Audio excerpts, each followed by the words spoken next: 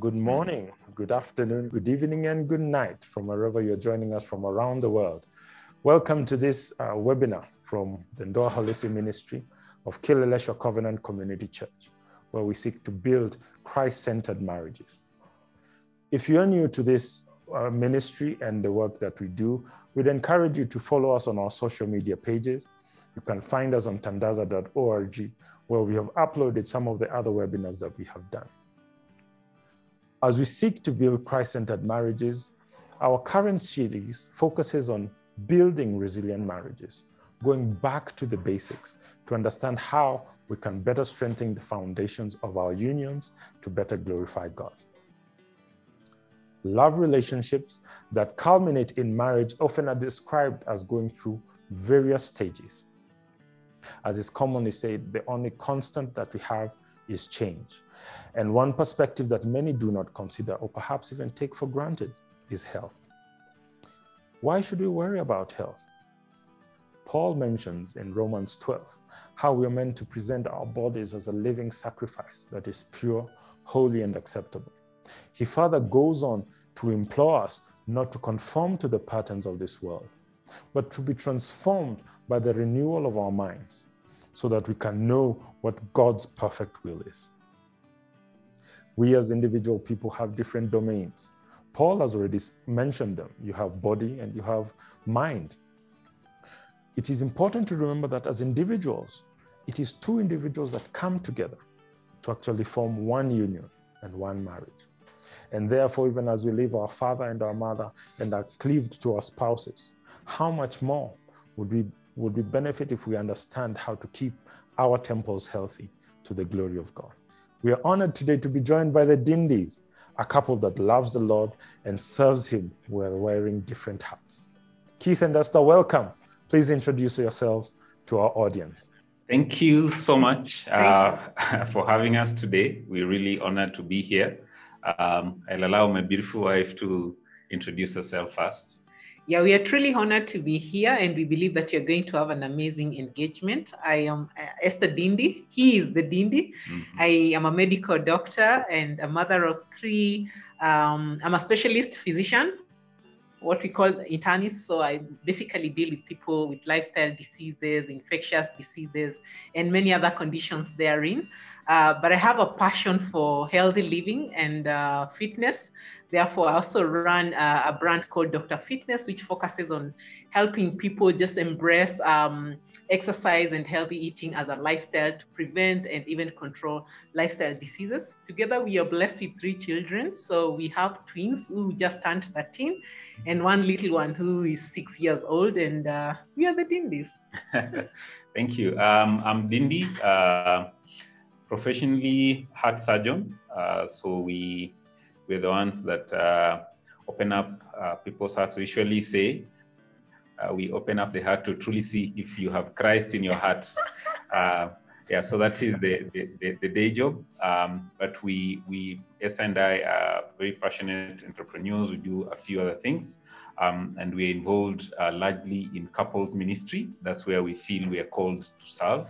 And we run an entity called Thriving Couples, which is an online community of people who are excited about the possibility of having thriving, vibrant marriages late into the 90s and 100s.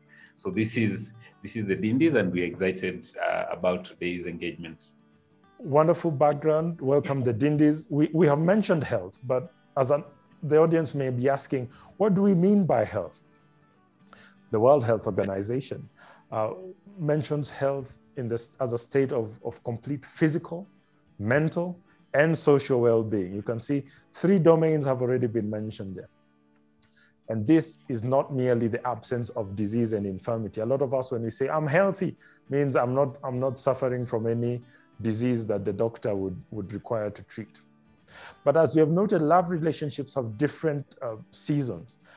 But we should start from the beginning when a boy meets a girl.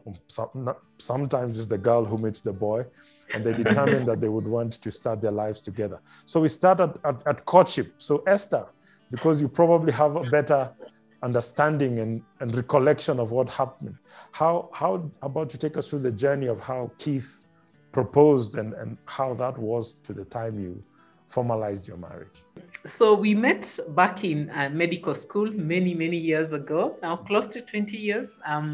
So we were just beginning our second year of medical school training when Keith proposed to me. And so I must say I was at a point when I felt ready to meet someone that I would commit to. That I was not the kind of person who was into dating. I was known from even growing up back home. I was a very serious person. I'm an introvert, so from church or from school or from town, I would just go home and stay indoors and do many other things. I enjoy my own company, and just of those close to me, that was a family. But I got to a point, I think it's just a natural stage in life, that I felt I was ready to meet someone. I was reading books, Christian books around how to know that this is the right person. But I must say, in principle, I was looking for someone whom we shared in values, whom I was physically attracted to, I was intellectually attracted to, like someone we can engage in an intelligent conversation without that person feeling intimidated, that we can share at that level. I was looking for someone whom I felt emotionally connected to, who cares about me, who is interested in what I am about and what, dreams I have and aspirations. And then most importantly, this should probably be the first one, was I was spiritually connected to. And because I believe that it's important to lay the right foundation, and therefore the bare minimum was someone who was born again and God-fearing. You can be born again, but not be building your character. So, and I found that in Keith. Of course, I'd seen him around, and I knew the kind of person he was. However, I was not like, it wasn't love at first sight. We happened to be in the same ministry in the campus union. And so I didn't see it coming. He was a friendly person. I was a sniper. And so a sniper with a Bible. So what did Keith do? So there's this one time he visited me with one of his friends. He's actually his best friend till date. A very solid guy is Dr. Ajevi. I say his name. So they visited me, and I know they used to visit many brethren. So we chatted, and I thought, and he's really funny, and I love to laugh, and so that was a good thing. And yeah, we chatted with my roommate back in college, and they eventually left. Then at a later date, he asked me whether I was occupied on a certain day. And I said, he basically asked me out on a lunch date. So first I declined. I wasn't just declining, I was fasting. And I didn't want to disclose, so I said I might not be available on that day. It eventually worked out, went out, had lunch, nothing, didn't say anything. And I didn't expect anything either. He was just a good friend. And at a later date, we were having an event. It was I think it was a Bible study or something in his room. And at the end of it, of course, people cleared. He asked me to remain behind the beat, and he asked me to be his wife. I did the sniping. Let me try and understand this. He proposed when you were in medical school. Yes, he did. In second year of medical school, and medical school took 6 years. And hey, when he proposed to me, he didn't even have a ring. So I said yes, no ring. I just said yes to this guy. And I was truly broke. He was broken, but not broken. Now, Keith, help me understand. Had you seen the wedding date? Had you already seen the wedding? You're in second year in campus. Probably the loans that you get from the Higher Education Loans Board is your main sustenance. How did you see yourself actualizing the wedding? I think a little bit of background. I come from a family where I grew up seeing my dad openly loving my mom. So he was one of those who's gifted in PDA, public displays of affection in a village setting, older generation. So I grew up really admiring that. And and we still have an amazing relationship to date. And so by the time I was getting into college, just the process of mentorship that I had gone through, working with my dad, I think it made me from an early age want what I saw my parents having. And so I always knew I would have wanted to get married early. And there was something that I had in mind about the kind of person that I wanted to end up with. And you know, the first time I saw Esther, she has this long, everlasting legs. He's always talking about that. She has an amazing smile, and I could see she had a genuine love for God. She was, you know, in fact, she was in the the intercessory ministry, which I also joined, so that she can see that I'm a prayerful person. She was, wherever she ministry she was Drama involved, ministry. I kind of found my way there. But long story short, long story short, we wanted to honor God in the way we related, and so we decided no sex until marriage. We told our parents we wanted to get married. Actually, when we were still students, they said you must finish your education first. And so the week after our finishing up our studies, we were actually getting married. We decided to keep it simple. We knew we didn't have much cash and everything, but we said we'll just have a simple event that seeks to honor God and get the blessings from the parents and all, and then begin to chart our life together. And I think people might be interested, in the details of now planning for the wedding. Of course, we ended up getting married after 5 years of courting, because we started in the beginning of second year and then had to do complete 6 years. And I can say that we saw the faithfulness of God, because we didn't have much resources, and we didn't form this Arambes people form to raise funds for their wedding. We just had crazy faith, and we told a few of our friends that we are planning our wedding, and our parents as well. And so people, we talked to one lady that she's going, we would want her to be our cake matron. She said, okay, I'll provide the cake. We had some friends who just would write checks to us. It wasn't a big, expensive wedding, but we actually got a lot of support just without going out to actually ask for it. So if you have the faith and plan, it can actually work out. And so we had to do a lot of things, those negotiations, kind of rational things. We were doing them as medical students. That was really crazy. Yeah, but it worked out well. The transition now from courtship, lovey-dovey feelings, to making real decisions. I want to go back to understanding, or rather to putting it in context for our audience. Decision-making is likely to be one of the areas which bring a lot of conflict in marriage. And one of the earliest times to compare and see how your spouse and yourself approach making decisions is during that time when you're planning the wedding. Now, the Dindis were probably fortunate in that they had a long drawn period in which to plan their wedding. And number two, they had managed their expectations and weren't going full committee, asking everyone to fund 90% of their budget.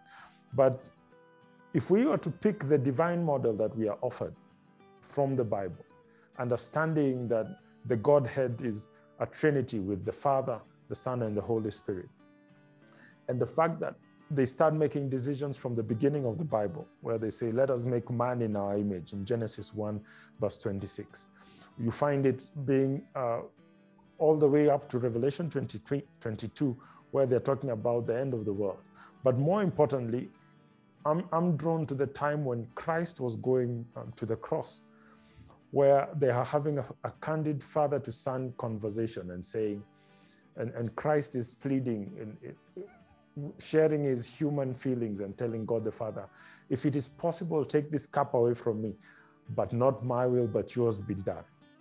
So one of the things that I find in this is that it gives us a model of how marriage should be, that it's a union of equals, but even within that union of equals, there are different roles that need to be played. but differences are not necessarily deficiencies.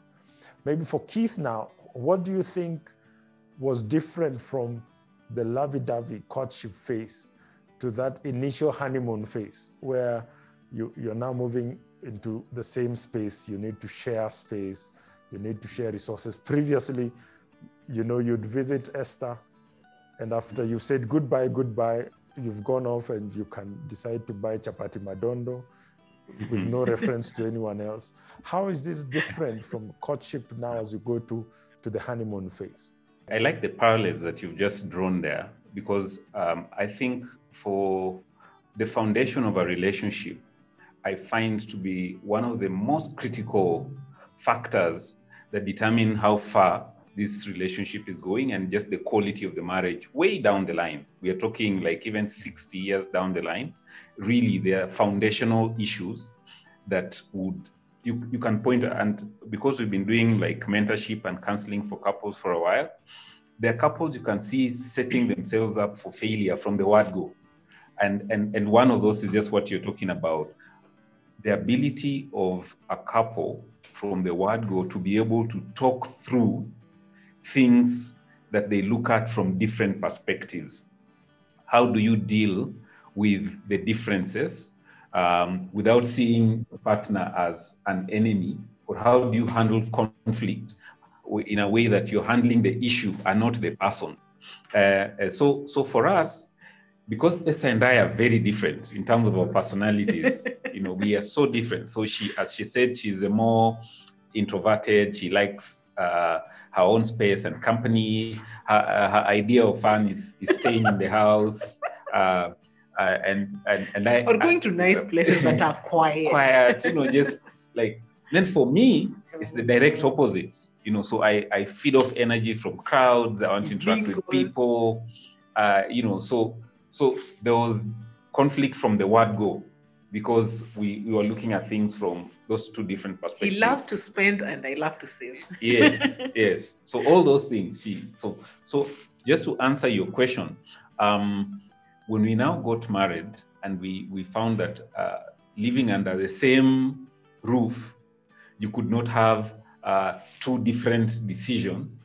You had to come up with one way of doing things. So for example, we'd have to agree, where are we going out to?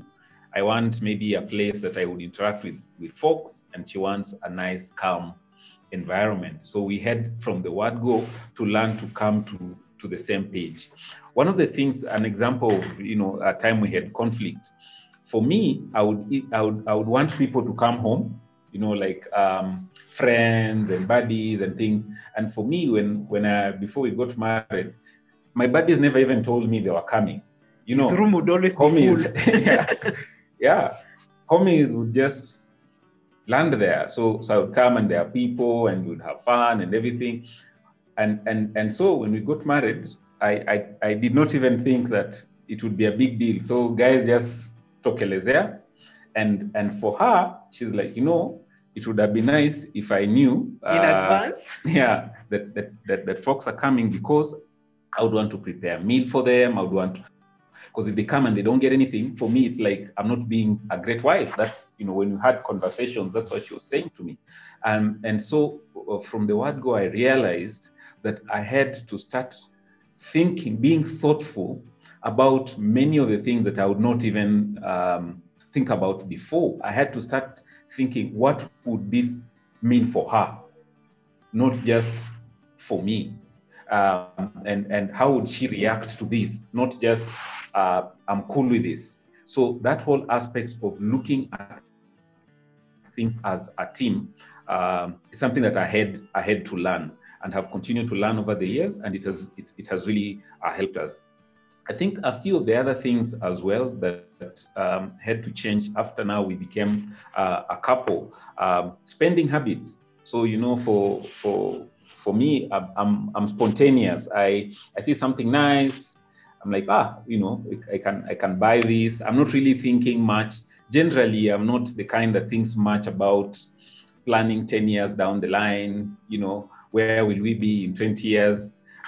Just like, this is something nice that, and for Esther, she's the kind that loves to plan. Like, So where are we headed as a family? And how she loves fun, and we can have fun, but she likes to plan things. So ahead, to even in terms of just the way we would spend our resources, start to think, hey, okay, so how do we as a couple communicate and agree so that we are on the same page when it comes to our finances? And I think what I would add to that, I think it takes compromise. It takes, like Keith has already alluded to, we are very different, but it doesn't mean that it's only me to be served, like to be considered what I really want and what pleases me. In marriage, it means that I also have to think what really pleases him.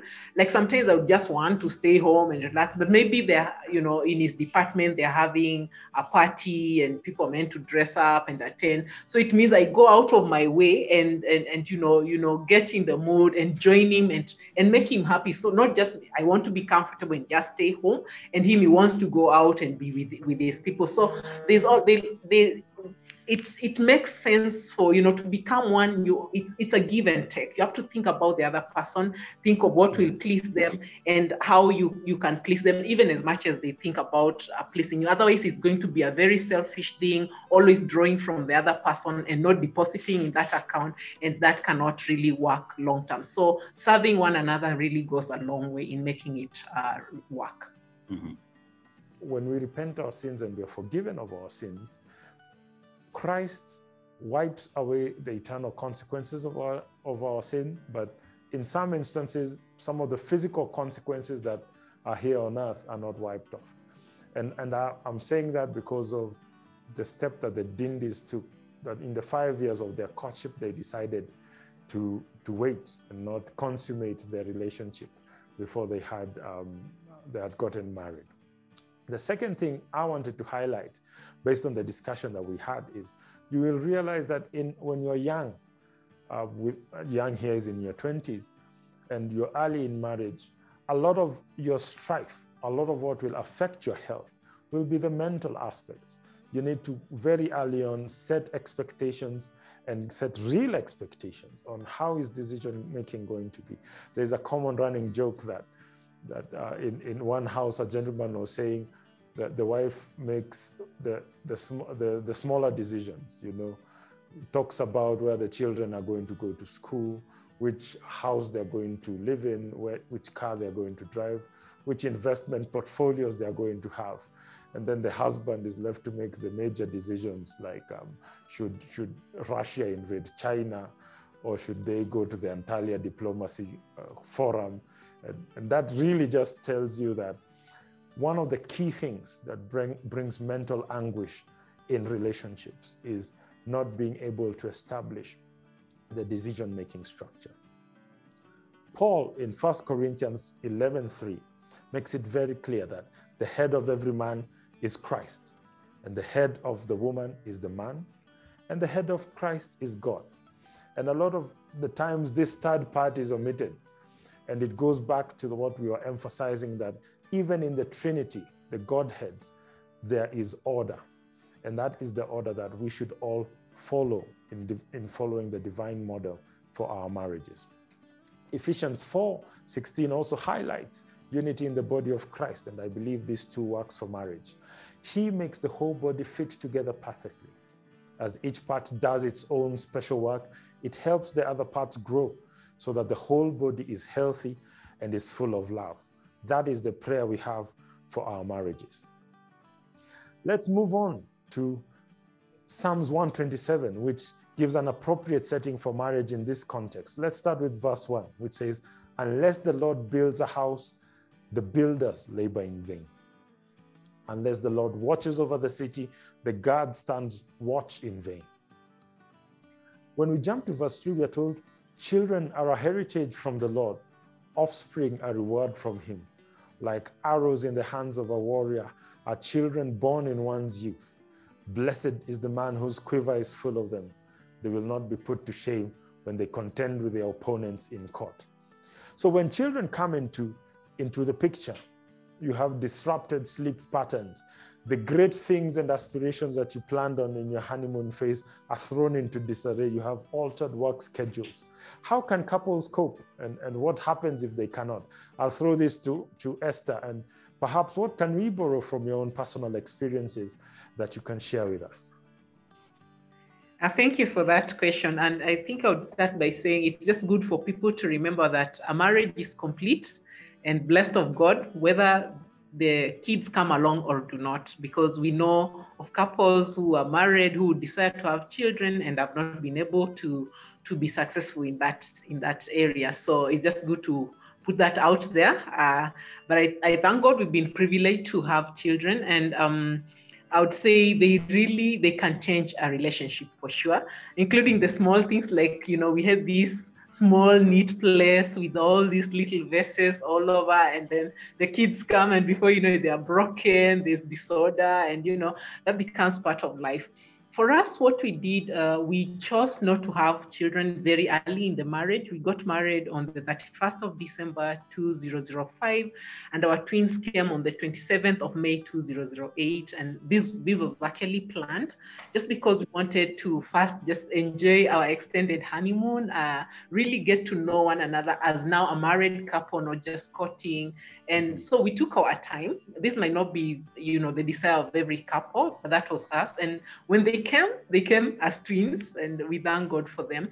And of course, there was this challenge of, just having now intruders. The kids are intruders. And then there's the aspect of having lots of visitors, and then having now with time to have a house help to just assist, because we are both working doctors. And so we required some extra hands.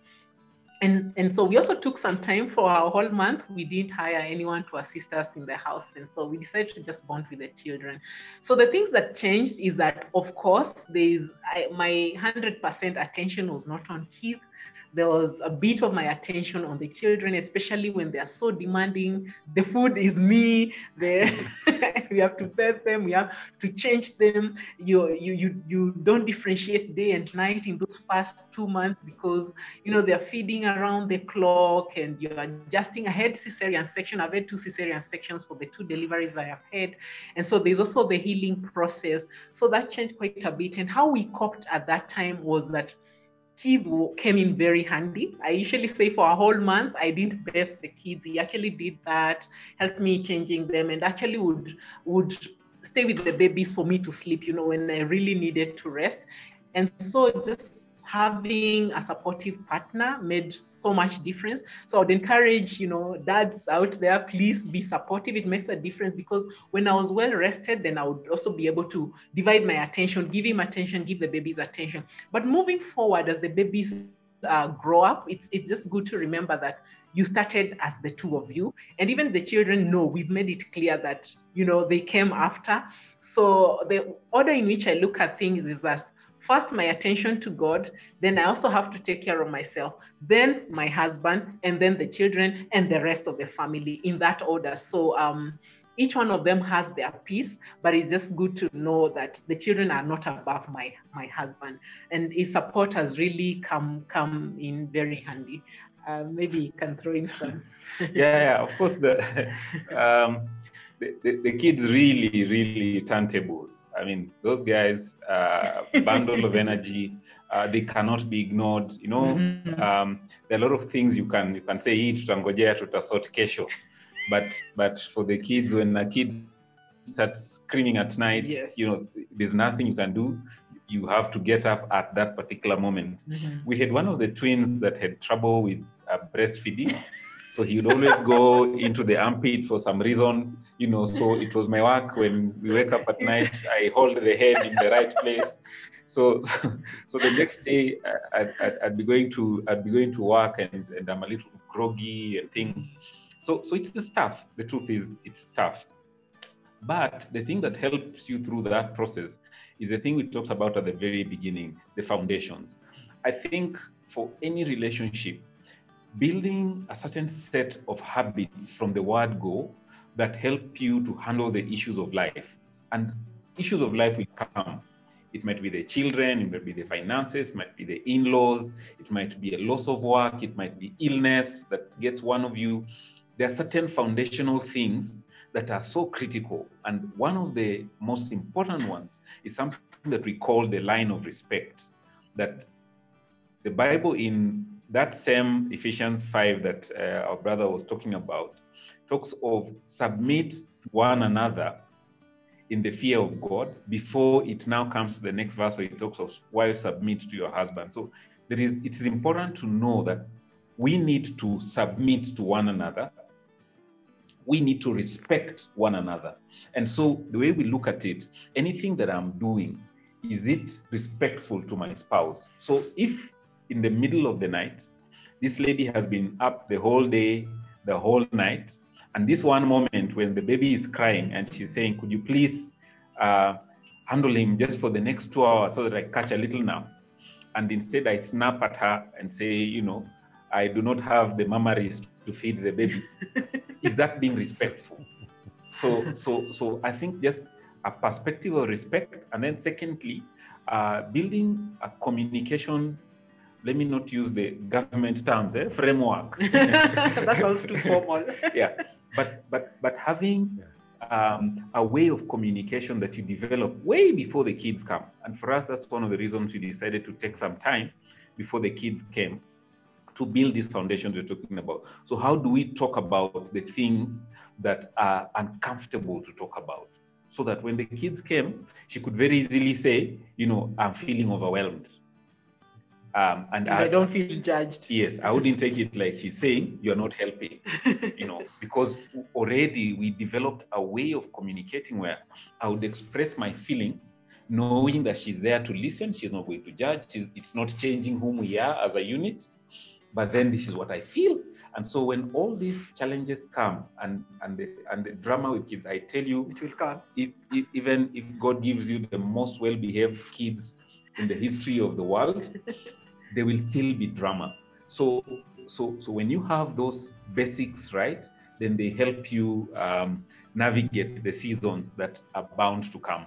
One of the things that you've mentioned is the issue of you having to be the one cooking, you having to be the one, you know, you still have to take care of Keith as well. Tell me, what practical advice, you are the lady of the house, what practical advice would you have from a nutritional perspective? It's always easier to throw in fried food and serve it to the young ones. Chips can put your children at ease more quickly than ugali and sukuma can. So what thoughts do you have for the young family when children come into play? You probably don't have the time that you used to have to be able to cook up what you were able to cook up before. How do you handle that as a lady of the house, Esther? As much as I've had house help all these years, what I usually do is that they are helps. They are there to help, and therefore I have to guide. So I have to show what I need to be helped at, and that means I train them in how I would want my food cooked and what I sort of create the menu. Not that I micromanage, but they kind of have an idea. We ate this, or next time you're going to eat this.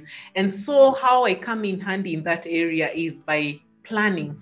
And so I take one day every week and actually do grocery shopping, ensure that there's enough vegetables in the house, there's healthy carbohydrate, whether it's sweet potatoes, ndomas, whether, you know, it's, you know, whatever is required in the house, buy the meats, buy the vegetables, buy whatever other food, the legumes, the beans, the things and all that. So I ensure that my pantry is well stocked, and therefore my household doesn't have to stress about what needs to be eaten. So it's good to make it easier, even for someone who is helping you. And I believe that it's good for us to look at our bodies as a gift from God. And these bodies we've been given for a reason. So it's important to plan and ensure that we are eating a balanced diet, and therefore the lady of the house, and sometimes some men are fantastic, they're like chefs, they know, you know, maybe growing up, they're so good in cooking and planning different things. So you can actually help one another in that area and be in control of what's consumed. I know it's easy, you know, like in the city, you're tired, maybe it's weekend, your house help is off, and so you just buy fries and sodas. That can be done. I mean, we don't want our children to feel deprived. They've not, you know, tested these things, but that should be a once in a while, maybe once in a week, they can have that.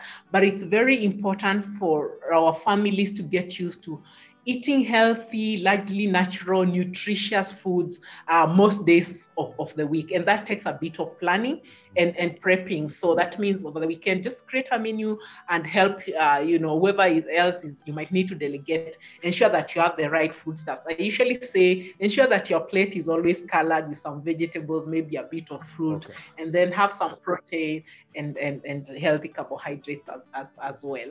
I know that can take a big chunk if we go into details, but that's into the detail. I'd want you to take it again from that bit where you're talking about how do you make use of your partners in terms of the helps to come in, and even as you go to the tail end, give us a picture. How should my plate look like? I'm having ugali, skuma, nyama. How should that plate look like from a ratio perspective? I'd say the most simple way of eating healthy is actually by having the healthy plate. And therefore you have your plate. I hope it's not the plate that has a diameter of 1 kilometer. As in that's just to say, especially if you're trying to control your weight, then you might need to go for a smaller plate. And then have half of it, like literally, looking at it, half of it, let it be filled with vegetables, whether they are cooked or raw. So that could be your sukuma wiki, your managus, your Swiss chard or spinach or cabbage or whatever, broccoli, whatever mixture of vegetables. And the wider the variety, the better, because they are rich in vitamins and minerals. So have that as half of your plate. Then the other quarter can be your protein, which could be chicken, could be fish, could be beef, could be goat, could be lentils, could be beans. That's just to say it does not always need to be animal-based. So it can also be plant-based. And then the other quarter will be your healthy carbohydrates. In this case, it could be your ugali, it could be your brown rice, it could be your sweet potatoes, it could be arrowroot, just to show that there's a wide variety of what you can put in there as a carbohydrate, and there's a protein, and there's the vegetables. And there's something that we should not forget. Of course, this food could be cooked in oils, which will contribute to the fat macronutrients. But sometimes you can have a wedge of an avocado for healthy fats, or you can have, as part of the protein can be either fatty fish like salmon that also comes with some omega-3s, or you can have some nuts and seeds, just a little bit of that, because they are very calorie dense, but you still need to have a bit of healthy fats in there.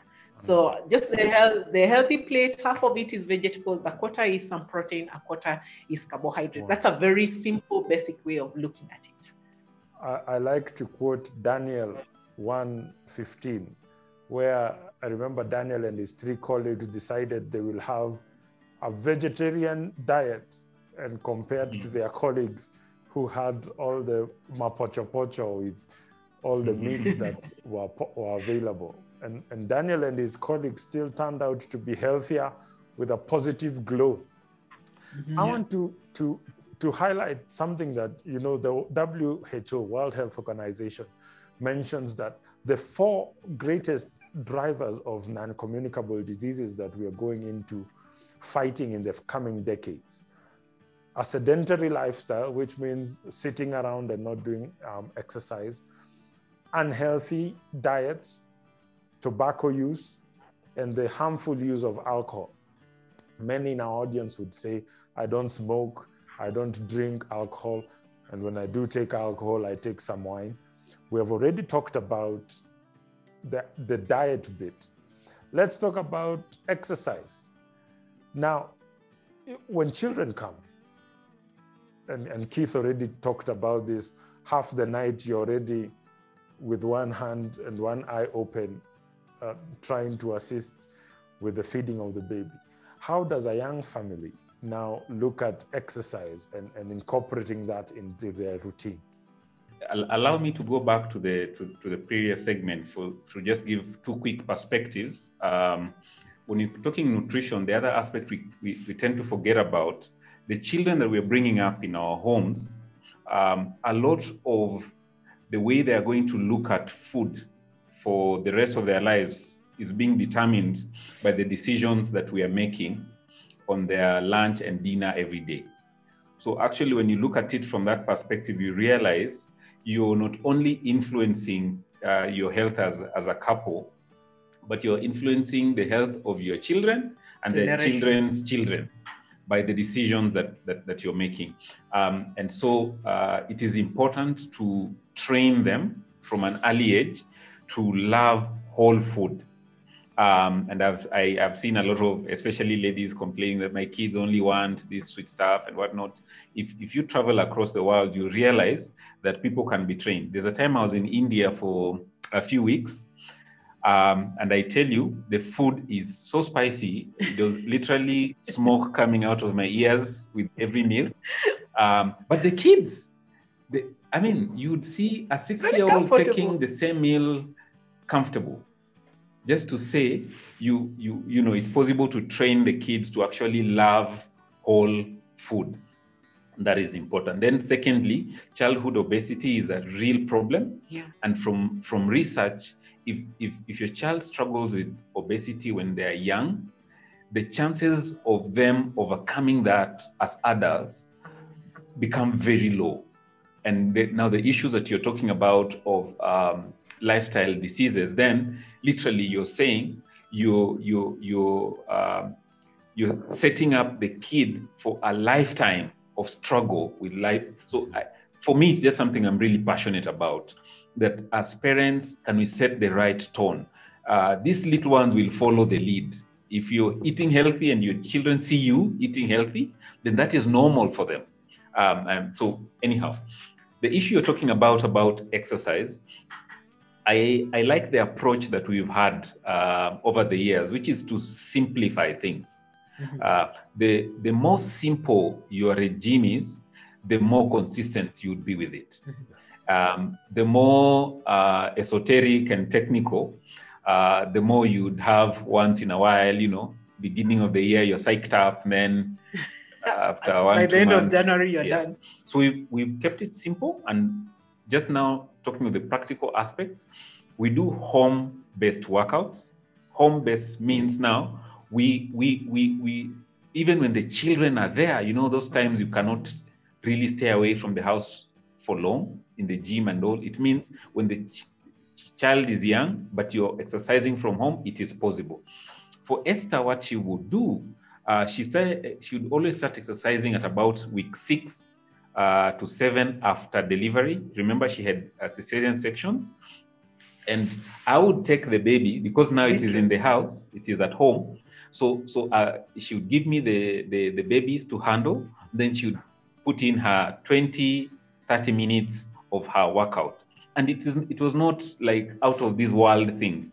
She would start easy things. Yeah, I remember like after the twins, she started with walking around our table in the sitting room, literally. Like she would make laps to the corridor. Yeah, just walking it looked around. So silly, but it worked. Yeah. Then after some time, she said, "Okay, I'll carry a baby as now my weights, so that I walk around the table, but with weights." And then it would now go to the corridors around. Then after some time of feeling a little comfortable, she would like, "Okay, I can now start doing a bit of jumping jacks, a bit of things that she was not comfortable with before, but essentially at home and keeping it simple." Yeah. If you go online, just YouTube, you don't have to pay for anything. YouTube, you would find lots of simple workouts that you can do at home, even as a beginner. Yes, yeah. and that are tweaked to your current state. So if you're a new mom, or if you have knee issues, if you've had surgery, there are low impact workouts. There's so much you can do at home. So my advice to our community of young couples, 2 things you must spend on. You must get very good shoes. There's no, please do not get secondhand shoes for your workouts, because the shoes actually have a lifetime in terms of just how long they can be used before the cushioning that they have is worn off to the extent that it does not protect your knees. Mm-hmm. So there are 2 things that you must spend on. So number 1 is very good workout shoes that you keep to the manufacturer's details in terms of when to stop using them. There's a mileage on them, and that is important because you're protecting the knees, you're protecting your joints. And then number 2, get some simple weights. So we have little dumbbells. Initially, if you have nothing, you can improvise. People use water bottles and things like that. You can improvise, but just getting some few little dumbbells that you can use at home, and that's all you need. Of course, the last important bit is a great attitude. So if you have a great attitude and some little space and good shoes and some dumbbells, there are 1,001 things you can do to keep yourself healthy. Lastly, I would say, think about it from a positive mindset. You know, don't look at it like this must it's like a punishment. So a lot of people usually look at Esther's online images. You know, she's always smiling when she's doing her workouts and things, always smiling. And the thing she does, she says, you know, I'm doing this for me. And so when you're working out, you're doing it for yourself. You're doing it you want to be able to run with your kids and the grandkids when you're 70. You want to have an amazing sexual life when you're 80. So you're doing this for yourself. So look at it that way, be happy and excited about it, and keep it consistent. The last time we worked out in this house was yesterday. I think something I would add onto that is that I think we look at exercise as the only way to ensure that you're being fit, but there's something we really neglect, and that's just called non-exercise activity thermogenesis, in short, NEAT, or just physical activity that you carry out throughout the day. And so it's not just because you spend maybe 30 minutes working out at home or in the gym, then the rest of the day you are bumped out. No, it's important to look for ways to remain moving, you know, move your joints, like stand up when you're answering your phone as opposed to just being seated. You can be catching up with the news at 9 o'clock and still be actually pacing up and down in the sitting room. You can actually be doing some stretches. You can use the stairs as opposed to, you know, using the escalators or the lift. But those small things of standing up, like after every 30 minutes to 1 hour of being seated, just getting up intentionally and stretching is very important. It boosts your metabolism, but also just breaks that sitting time and still ensures that you're conscious of remaining moving. So I like to tell people, move more, keep moving. Yeah, and a lot of what you're saying resonates so much with our personal experience as a family. Our audience is probably grappling with, why are we spending so much time on this? I mean, research shows that every year we lose 15 million lives for individuals who are aged between the age of 30 and 69. And out of all these 15 million deaths, 85% occur in settings like ours, in the low and middle income countries. And a lot of the time it's because I think we find excuses that we make. In our house, for example, we routinely take okra, ladyfingers. And for those who are not familiar with that, it has the consistency of mrenda, the traditional vegetables that have that stringy feel. And for our young daughter, it's probably her favorite vegetable. You will put it on a plate with meat and okra, and she will start with the okra. So I really want to appreciate what Keith was talking about. Let us encourage our children to have a positive approach to vegetables, and you'll be amazed at the results. The second thing he mentioned is about making excuses. Oh, I need to go to the gym. The gym has closed down because of COVID. If there's anything COVID taught us, is work with what you have. One of the things I encourage my teams where I work is make use of the stairs. If you're living in an apartment block, use the stairs for exercise. Walk up and down in the morning, and all you need to do is log probably 20 to 30 minutes a day, and you'll find that you're good to go. Half the time you might not get to the dumbbells before you exhaust what you're able to do with your body weight exercises. So learn from what Esther did. Start with going around your table, then start carrying. If you don't have children, you have the mtungis, the containers to carry water around, and you just start with a 5 kg jerrycan, walk around, and we work with what we can. Let's pick up with what we were referring to in Psalms 127. where the psalmist talks about building a house. He continues by saying, by vain you rise up early and stay up late, toiling for food to eat, for he grants sleep to those he loves. I'll direct this to Keith. One of the challenges for a man is to provide, but how can one balance the provision of material things as well as meet the needs of his wife and children in other aspects as well? Keith. I think at the core of manhood is the desire to provide. I think that's why when a man for some reason loses his job or something, there's just a natural disillusionment that happens, and it's important for ladies to understand that that for men, even if he's bringing in something little, but just him going out and doing something with his hands or with his brain to bring something to the family is part of what makes him feel complete as a man, and it's good to appreciate that. But when it comes to making decisions of how really to spend your time in either providing for the family, thinking emotionally, thinking of all these aspects, I like to look at it as a question of priority.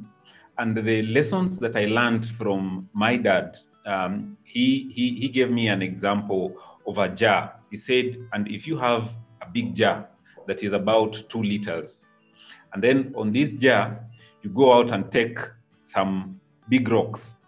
You can take maybe 4 or 5 big stones and throw them in there. And then if you get some smaller stones, you can throw them in and they'll still find some space. And you can go that way. Even some sand, even when you think it's now full, some sand will still fit in there. But if you fill that jar with sand, there'll never be space for the big rocks. And so essentially, he said, there are certain things that are big rocks in your marriage. So you must always make time for the big rocks. And he said, number 1 is your relationship with God. And he said, in a home, the man is the priest of the house. And so it is my responsibility to ensure that the family is connected with God on a daily basis. That is a big rock. That is a non-negotiable. It does not matter if I'm doing other crazy provisions. If I'm not setting the tone spiritually, then I'm failing as a man and my priorities are wrong. And then he talked of my relationship with my wife. So this staying connected as a couple is a big rock. And especially for men, I find that naturally we tend to approach things in a project mindset. You know, the project was to get the girl. So the girl is in, and you now want to move to the next project, you know, build a home or, you know, do stuff, grow in career. Forgetting that the relationship with the spouse is not a completed project. It is an ongoing daily thing. So I would like to say that people don't fall out of love. People actually just drift apart.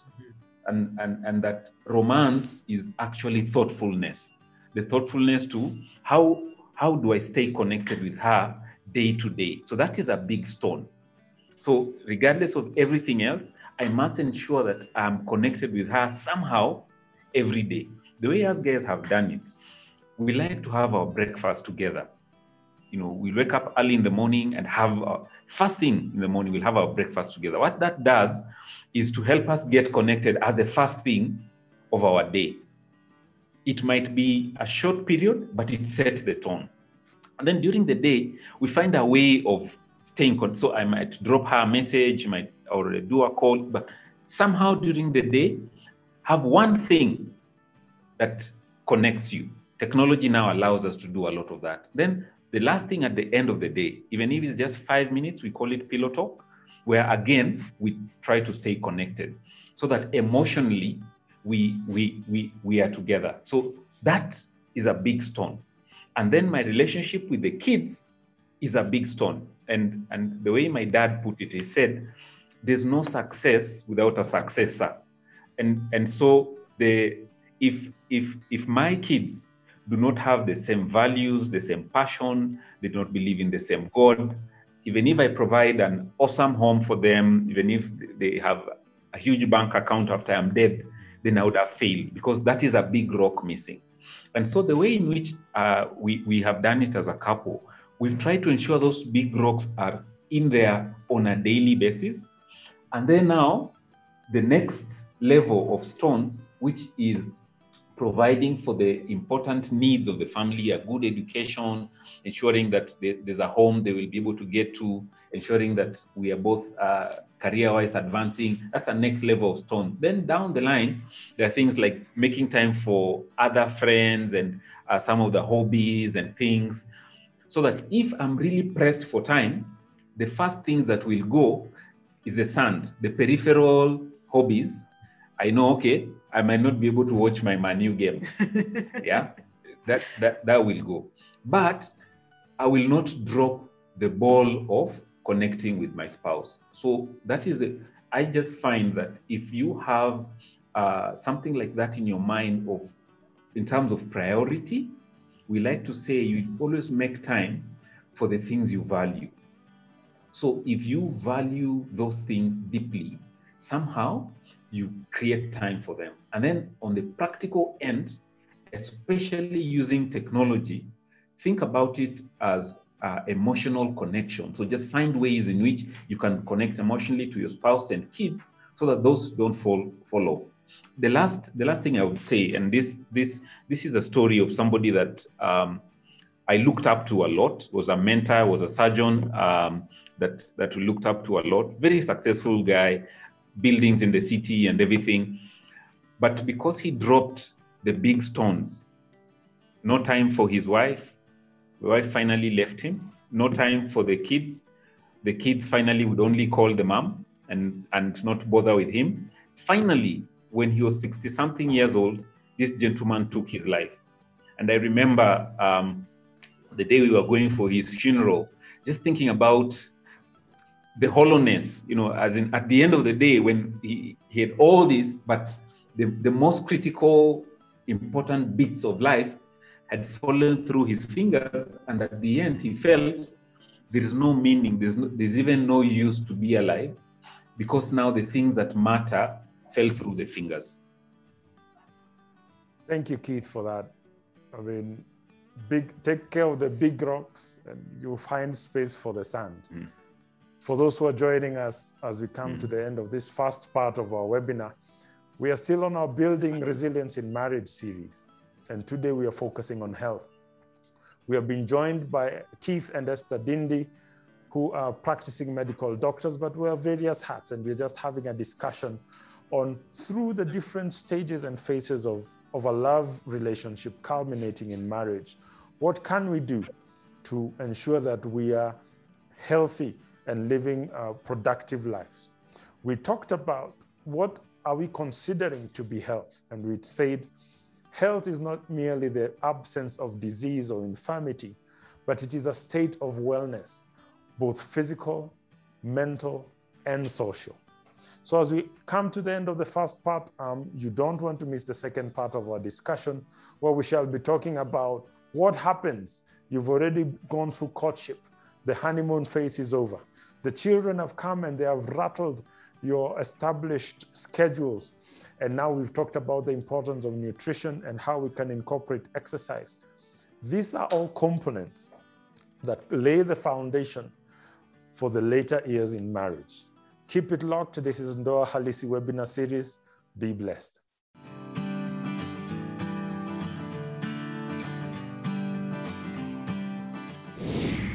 Hi, my name is Caroline Njoroge. And I'm Edward Njoroge. Welcome to Ndoa Halisi. This season, we will be having 7 impactful lessons spread over 7 months. The 7 sessions of the Marriage Study Group covers essential area for building a healthy marriage and is applicable to all couples, from strengthening connection to the art of communication to resolving conflict and the power of forgiveness. It also includes impact on family life, good sex, and love in action. This study is actually Christian-based. It also gives couples opportunities for date night where intimate conversations could go on beyond the session. The study is designed for any couple. Some come to invest in already strong relationships, and others could be coming to address specific needs within their marriage. The study will be online, where we will be having talks, and we will have sessions where each couple will break to give individual feedback based on the lessons that they are learning. The study group is brought to you by Ndoa Halisi, the marriage ministry of Kileleshwa Covenant Community Church. To sign up, please send your name and the contacts of you and your spouse to the WhatsApp number below.